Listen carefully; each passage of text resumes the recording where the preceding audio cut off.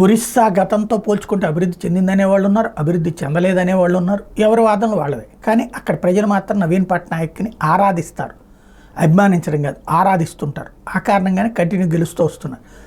అలాంటి నవీన్ పట్నాయక్ నిద్రపోతున్నారు లాంటి మాటలు మాట్లాడి అమిత్ షా అక్కడ ప్రజల్ని రెచ్చగొట్టారు. ఓ రకంగా అది నెగిటివ్ అయ్యింది.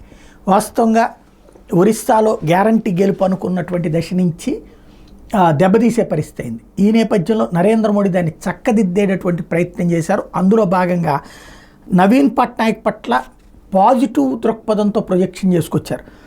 ముఖ్యమంత్రి నవీన్ పట్నాయక్ ఆరోగ్యంగా హఠాత్తుగా క్షీణించిందని చెప్తున్నారు. గత ఏడాది కాలంగా ఆయన ఆరోగ్య పరిస్థితి దిగజారుతున్నట్టు వార్తలు వస్తున్నాయి.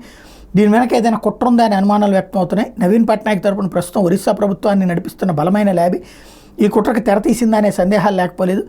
నవీన్ బాబు ఆరోగ్యం క్షీణించడం వెనక మిస్టరీ ఏంటో బయటపడాలి. ఒరిస్సాలో ప్రస్తుత అసెంబ్లీ ఎన్నికలు బీజేపీ ప్రభుత్వం అధికారంలోకి వస్తే నవీన్ పట్నాయక్ ఆరోగ్యం హఠాత్తుగా క్షీణించడంపై కారణాలు తెలుసుకోవడానికి ఒక కమిటీ ఏర్పాటు చేస్తామంటూ మోడీ పాజిటివ్ గేమ్ ప్లాన్ చేశారు. దానికి నవీన్ పట్నాయక్ అదే స్థాయిలో స్పందించారు. నా ఆరోగ్యం క్షీణించడం వెనక కుట్ర ఉందంటూ నరేంద్ర మోడీ చేసిన ఆరోపణలు తప్పు అంటూ తాను పూర్తి ఆరోగ్యంగా ఉన్నానని చెప్పారు. గత నెల రోజులుగా ఎన్నికల ప్రచారంలో పాల్గొంటున్నానని గుర్తు చేశారు. ఈ మేరకు ఆయన బుధవారం ఎక్స్లో పోస్ట్ చేశారు. అయితే ఇక్కడే పోనీ నిజంగా మోడీ చేస్తారా?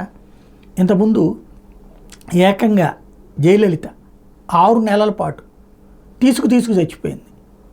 ఏం కమిటీ వేశారు? ఎవరిని అరెస్ట్ చేశారు? వెళ్ళిన నాయకులందరూ జయలలిత మాతో మాట్లాడిందని చెప్పారు. తీరా చూస్తే అసలు అక్కడ కలవనీయలేదు. ఏం జరిగింది ఆమెని? ఎవరికి బయటపడింది ఆ విషయం? అప్పుడు దర్యాప్తు జరిపించాలి కదా. పోనీ భారతీయ జనతా పార్టీ అదే ఏఐడిఎంకే బీజేపీతో పొత్తు పెట్టుకుంది కదా.